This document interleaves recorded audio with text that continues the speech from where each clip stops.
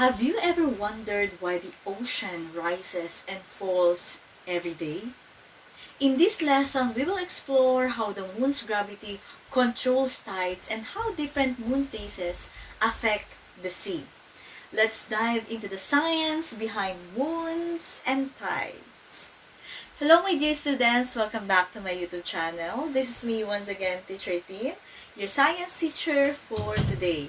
So, andito na tayo sa last lesson natin ng Quarter 3, Module 7, and this is all about the moons and tides. So, kung bago ka pa lang sa channel na ito, huwag kalimutang mag-subscribe, like, and hit the notification bell for more updates in Science 8.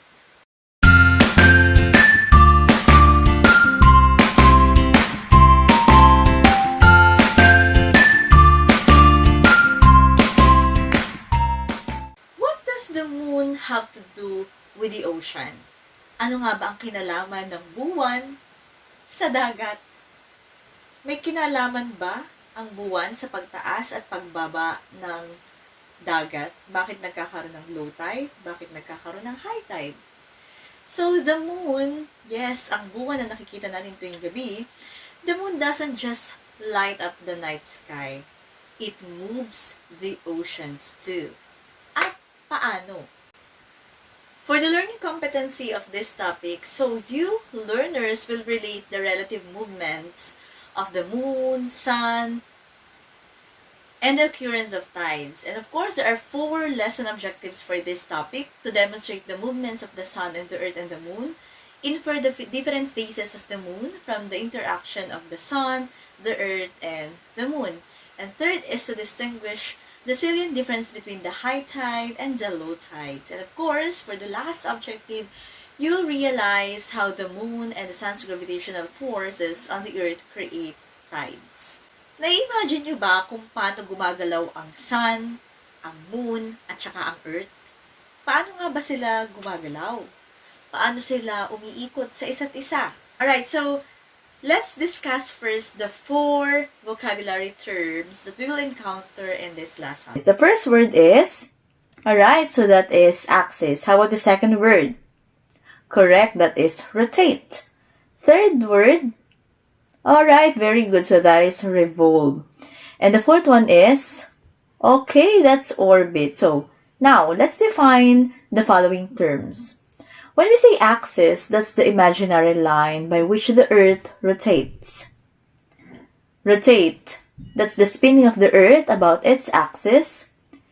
And revolve means the movement of a body about another body, such as the Earth to the moon, such Earth to the sun and the moon to the Earth. And orbit, that is the imaginary path of the revolving body, such as the orbit of the Earth around the sun and the orbit of the moon around the Earth. Okay, so ano nga may pagkakaiba ng apat na to? Even though na-define na natin siya, so ano pagkakaiba ng orbit at saka axis? Is it visible? Nakikita ba natin siya? So, malamang sa mga drawing na pinapakita sa atin at nakikita natin sa internet, nakikita natin na may line, pero those are just imaginary. Ibig sabihin, hindi talaga siya visible. So, na-imagine lang natin na ganito itsura ng axis, at ganito yung itsura ng orbit. Okay, pero sabi nga natin, ito ay imaginary lang. So, pag sinabi natin rotate, okay, so, rotate means umiikot siya sa sarili niyang axis. Okay? So, umiikot sa sarili niya. Alam niyo, na-imagine niyo na ba na kapag sumakay kayo ng isang ride sa Enchanted Kingdom, so, bukod sa kahit yung Ferris wheel, sino nakasakay na dito sa Ferris wheel? Kapag umiikot yung Ferris wheel, hindi lang siya isang ikot na pa ganun. Habang umiikot siya, nararamdaman nyo ba na yung sinasakyan nyo, umiikot din. Lalo na sa Enchanted Kingdom, kapag gumalaw-gawalaw ka doon. So, pwede kang umiikot habang umiikot ka ulit pataas. Imagine that. Actually, yung Earth, 3 beses niya umiikot. Yung unang ikot niya, not necessarily pang-ikot talaga, but it's the tilt. So, parang lumilis niya ng paganan habang umiikot siya, na ganun-ganun, parang ito sway-sway. Tapos, iikot ulit siya pa ganun. So, the tilting, the rotation, and the revolution. So, pag sinabi natin rotation, di ba? Rotation, sabi nga, it's the spin of the Earth around its axis. Ano ba ang dahilan kung bakit nagkakaroon tayo ng bakit tayo nagkakaroon ng araw at gabi? So, what causes day and night is the rotation. In one rotation, there is one day, which is also equivalent to 24 hours. So, ang revolution, isang taon. Okay? Yung sun, iikutan ng earth. So, isang taon yan, which is equivalent to 365 days. Which is equivalent to 1 year. So, kung gusto mo ng isang scientific caption sa yung birthday post, so let's say for example, nag-birthday ka ngayon, you are 23. So, instead of saying 23 rotations, hindi mo pwede sabihin, happy 23 rotations because you are pertaining to 23 days. Dinaig mo po yung sisiyo na 45 days. So, ang tamang sabihin ay, happy 23 revolution. So, ibig sabihin, you are 23 years on the earth. O, diba? Ganon. Now, let us discuss the moon revolution and the moon phases. Ano ang pagkakaiba nito? Kung meron tayong earth revolution na nagre-revolve ang earth around the sun in 365 days or 1 year, paano naman ang moon revolution? Gaano katagal nagre-revolve ang moon sa earth? Kung ang earth ay nagre-revolve around the sun, so ang moon ay nagre-revolve around the earth. But before that, what is gravity? Ano nga ba ang gravity? Anong kinalaman naman yan? Anong kinalaman yan sa pagtaas at pagbaba ng dagat? When we say gravity or gravitational force is a non-contact force. This means that objects do not have to be in contact feel the force they exert on each other. On the surface of the earth, it causes the objects to fall towards the ground, and the moon keeps on revolving on its around earth due to the earth's gravity. Alright, so non-contact force. Gravitational force is a non-contact, meaning to say, hindi natin kailangang hawakan, hindi tayo kailangang hawakan ng gravity para ma-pull everything down. So, kapag may nilaglag tayong isang bagay, let's say for example, this one, okay? Kung walang gravity, sa palagay nyo pag binitawan ko to, ano mangyayari dyan? Very good. Ibig sabihin, lulutang yan kung walang gravity. But since ang sabi natin, gravity is a gravitational force, a non-contact force that makes the object fall towards the earth, pag binitawan ko yan, automatic nalaglag siya. Diba? So, sasaluhin natin. So, pag nalaglag siya, okay, nalaglag siya towards the ground. Kasi merong isang bagay na humihigit, pag binitawan natin yan, may isang bagay na humihigit pababa. And that is the gravity. Hindi natin yan nakikita. It's not visible. Pero, nararamdaman natin once we drop everything. Because it will automatically go down. Okay? Now, so again, lahat ng bagay na hinulog natin ay malalaglag lang pababa.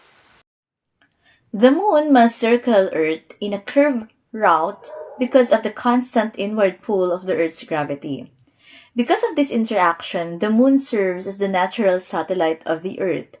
It has a rocky surface covered with craters, valleys, mountains, and flat areas. It does not have water or air and is 1/4 of the size of the Earth. It does not have its light. It only reflects the light from the sun, and it takes about 20 days to revolve around the Earth. This revolution results in a various views of the moon from the Earth. So this is the moon revolution. So as you can see, there is a line here, but of course, those are just imaginary because the true orbit or the true axis, those are imaginary and it is not visible to our eyes. So this is just a representation. So as we can imagine how the orbit works and kung saan ba, yan yung pathway na dinadaanan ng Earth at saka ng moon. Now, let's talk about the moon revolution. The moon revolves around the Earth in an oval-shaped path called its orbit. One complete revolution takes about 23. One complete revolution takes about 27.3 days, or what we call the sidereal month. At the same time, the moon also rotates on its own axis, because the time of rotation and revolution are the same. We always see the same side of the moon from the Earth. Ayan, sabi nga natin, kung ang Earth ay may sariling revolution, ang Moon, meron ding revolution around the Earth. And it takes 27.3 days para umikot ang isang buwan sa mundo natin. Okay? And ayan yung tinatawag natin na sidereal month. Now, pag-usapan naman natin ang mga moon phases. Ano nga ba ang pagkakaiba at ilang moon phases ba ang meron tayo sa isang buwan?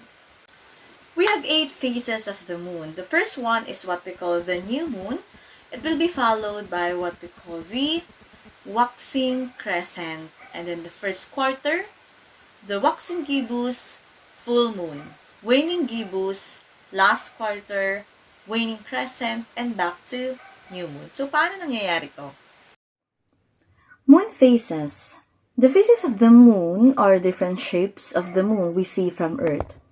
They happen because the moon reflects sunlight, and as it moves around the Earth, we see different portions of its lit side. A complete cycle of moon phases takes about 29.5 days, which is called a lunar month. Okay, kung mapapansin nyo, di ba sabi nga natin, may 8 phases ang moon. So we have the new moon, the waxing crescent, the first quarter, waxing gibbous, full moon, waning gibbous, and of course, the last quarter and the waning crescent. Okay, mapapansin nyo na kapag nandito yung sun, ayan, ito yung ating araw, at nandito naman yung ating earth. So, kapag nandito tayo sa earth, syempre, new moon, hindi natin makikita yung moon, kasi pag ito nasikatan siya ng araw, so parang yung light niya nandito lang sa part na to. So, nandito lang sa part na to, kaya kumbaga parang natatakpan niya yung buwan. Okay? So, pagdating ng mga 3 days, yan. So, pupunta siya dito sa kabilang side na to. At ngayon, yung medyo 1/4 ng moon, yan na ngayon yung masisinaga ng araw. Kaya magre-reflect yan. At yan yung nakikita natin. And after how many days again? So, makikita naman ang first quarter kung saan kalahati nung buwan yung nakikita natin. And then, sa paglipas pa ng mga araw, makikita naman natin yung waxing gibbous na medyo 3/4 na ang nakikita ng buwan. At pagkatapos naman ay full moon yan. Yan yung parte na talagang kitang-kita na natin yung liwanag ng buwan. And then, waning gibbous, yan. So, mapapansin nyo pa mula sa waning gibbous hanggang waning crescent, parang unti-unti na ulit na nalulusaw yung liwanag ng buwan hanggang makarating siya ng last quarter na kalahati ulit on the left side.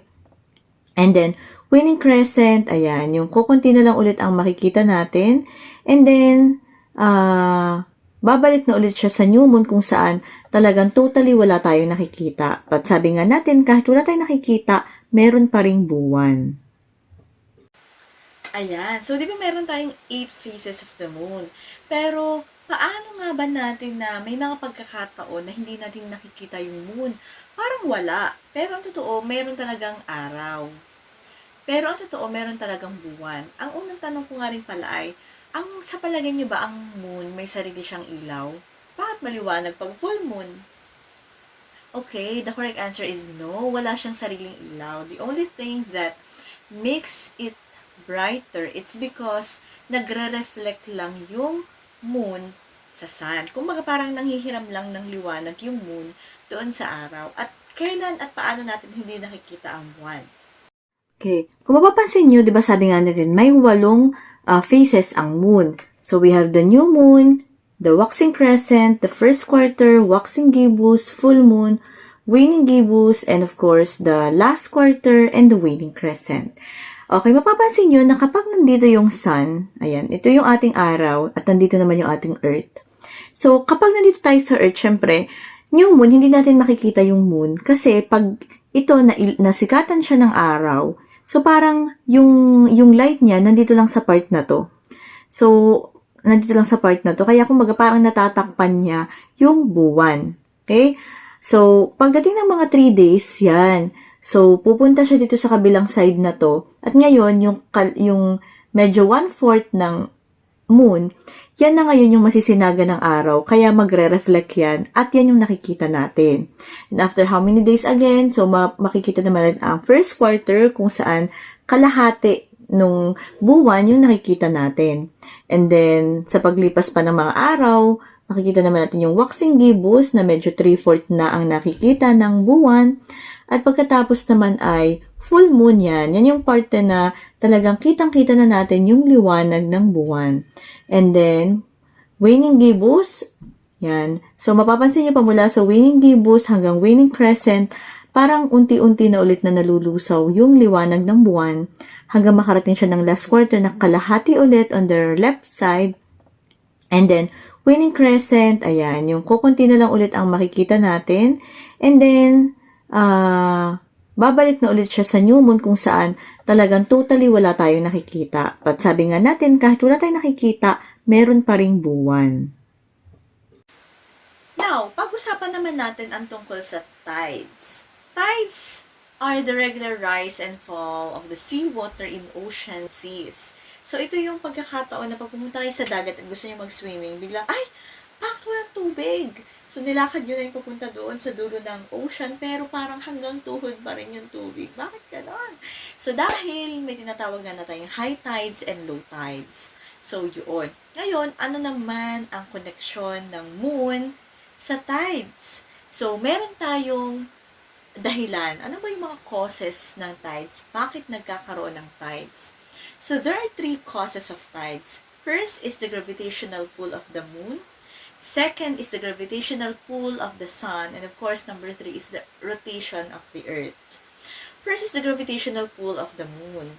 So, hinihigit kasi, di ba ang moon at saka, alam naman natin na ang moon may gravity din yan. Ang earth, syempre merong gravity. However, the gravity of the moon is weaker than the gravity in the earth. So, yung gravity ng moon, siya yung parang humihila. Siya yung humihila pahatak papunta sa moon nung water level or yung sea level. The reason why kung bakit tumataas. Ibig sabihin, kapag mataas ang tides, kapag high tides, malamang na malapit sa atin ang buwan. Kailan ba malapit sa atin ang buwan? Tuwing full moon at saka new moon. The moon's gravity pulls ocean water toward it, creating a high tide on the side of the earth facing the moon. On the opposite side, water also bulges out, creating another high tide. Areas between these bulges experiences low tides, and most places on earth have 2 high tides and 2 low tides. Yan. Kung mapapansin nyo dito, so this is the combined gravitational pull of the sun and the moon. So kapag nakahanay, kung mapapansin nyo, magkahanay ang sun. Andito yung sun, andito yung moon, at andito yung earth. So makikita nyo na sila ay naka-straight line. Kapag ganyang straight line, na-experience ang high tide. Kaya nga sinabing in one day, we can experience 2 tides. Ano po? Yan. So, kung mapapansin nyo dito sa side na to, high tide yan, at sa side na to, high tide ulit. Kaya, class, kapag nakakita kayo ng ganitong klase, yan, ganito, full moon, earth, sun. So, kahit pa andito yung moon, so as long as naka-straight line yan, we experience very, very high tide. And we have 2 types of tides. What are the 2 types of tides? We have the spring tides and the neap tides. Ang spring tides, it occurs during the new moon and during the full moon, wherein straight line nga ang alignment ng sun, moon, and earth. Yan. The sun, the moon, and the earth are in straight line. And pag sinabi natin spring tides, very high at very low tides. While the second one is the neap tides. The neap tides, we experience it during the first and the last quarter of the moon, kung saan naman naka-right angle ang sun, moon, and the earth. And they experience the low tide and the higher tides. Okay, balikan natin. Ayan, tingnan nyo. Kapag ang sun, moon, earth, ayan, moon, earth, and sun, nasa straight line, magkakahanay sila, we experience the spring tides. Okay? Spring tides.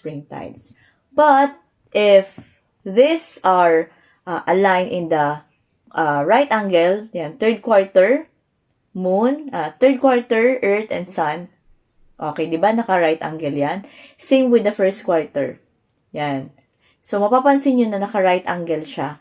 Kaya, we experience what we call the neap tides. Again, yan. And these are very low, high lower high tides and higher low tides. Okay, recall nga natin. So, there are two types of tides. The spring and the high tides. Spring ay tuwing full moon at new moon.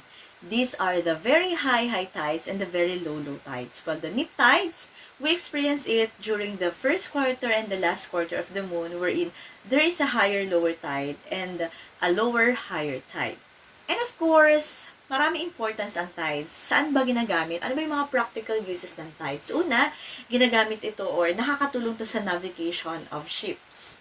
Ginagamit din ito useful for fishing, nalalaman ng mga mangingisda kung kailan mas maganda na makapanghuli sila ng isda.